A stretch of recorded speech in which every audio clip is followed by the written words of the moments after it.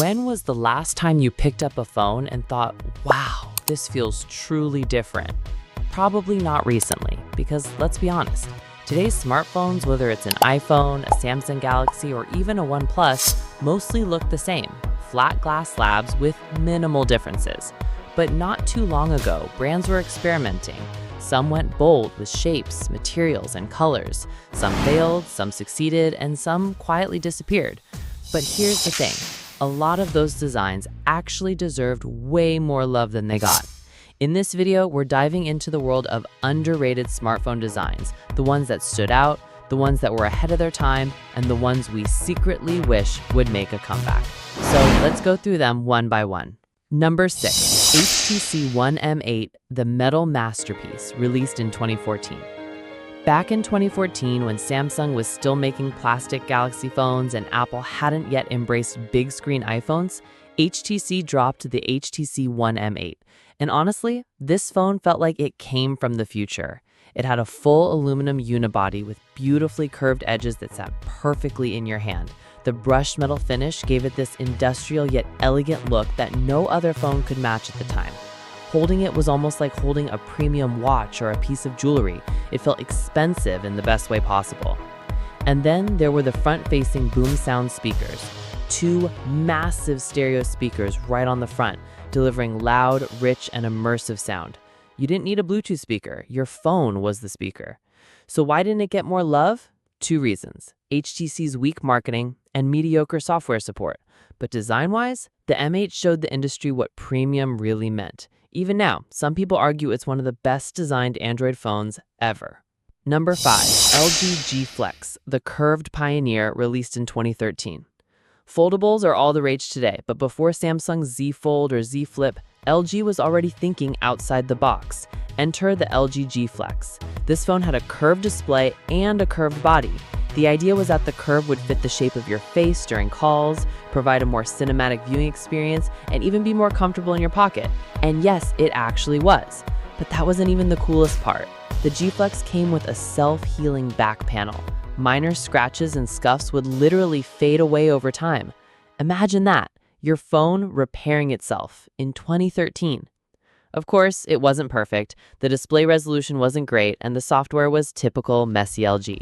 But looking back, this was a phone that truly pushed boundaries. You can argue that without experiments like the G Flex, foldables might not exist today.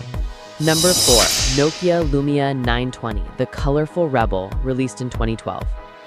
In a world full of black, white, and silver phones, Nokia dared to be bold. The Lumia 920 came in bright yellow, red, cyan, and glossy white. It wasn't just a phone, it was a statement.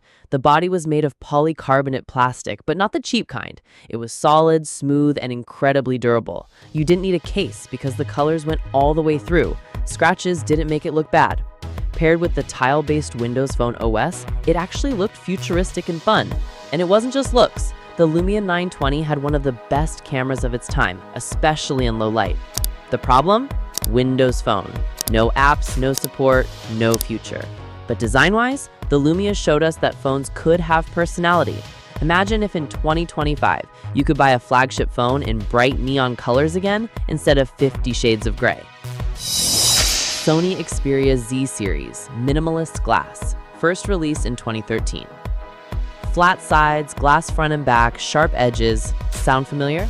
That's because today's iPhones and even some Androids use this design. But who did it first? Sony's Xperia Z Series. Back in 2013, when everyone else was making rounded, plastic-heavy phones, Sony went minimalist. The Xperia Z looked like a sleek glass rectangle straight out of Blade Runner. It was also waterproof before it was cool, meaning you could drop it in a sink and not panic. Sony didn't get much market share outside Japan in a few regions, but design enthusiasts still appreciate how forward-thinking the Z Series was. If you look at modern iPhones, you'll see the Xperia's DNA. Number 2, BlackBerry Passport, the bold square, released in 2014. Most phones are rectangular for a reason. They fit in your hand and your pocket. But BlackBerry didn't care about that. In 2014, they released the BlackBerry Passport, a phone that was almost a perfect square. It had a 4.5-inch wide display designed to show more text, spreadsheets, and documents without scrolling. Perfect for professionals. Below that, it had a physical keyboard that also doubled as a trackpad. You could swipe on it to scroll, like a mini trackpad. The design was weird, chunky, and not for everyone, but it was bold. At a time when BlackBerry was fighting for survival, they didn't just copy competitors, they tried something radical. And for that, the Passport deserves a spot on this list. And number 1, LG Wing, the last great experiment, released in 2020. We can't talk underrated design without mentioning the LG Wing. On the surface, it looked like any other smartphone. But with a quick twist, the main display would rotate 90 degrees into a T shape, revealing a smaller secondary screen underneath. This design let you do things like watch YouTube on the top screen while controlling playback or browsing comments on the smaller one, or navigate with Google Maps up top while having music controls on the bottom. It was multitasking made fun. Sure, it was niche, sure, it didn't sell well, but in a sea of copy-paste designs, the LG Wing felt refreshing. Sadly, it also marked one of LG's final attempts before exiting the smartphone market entirely. And that's our list, 6 underrated phone designs that truly deserved more recognition.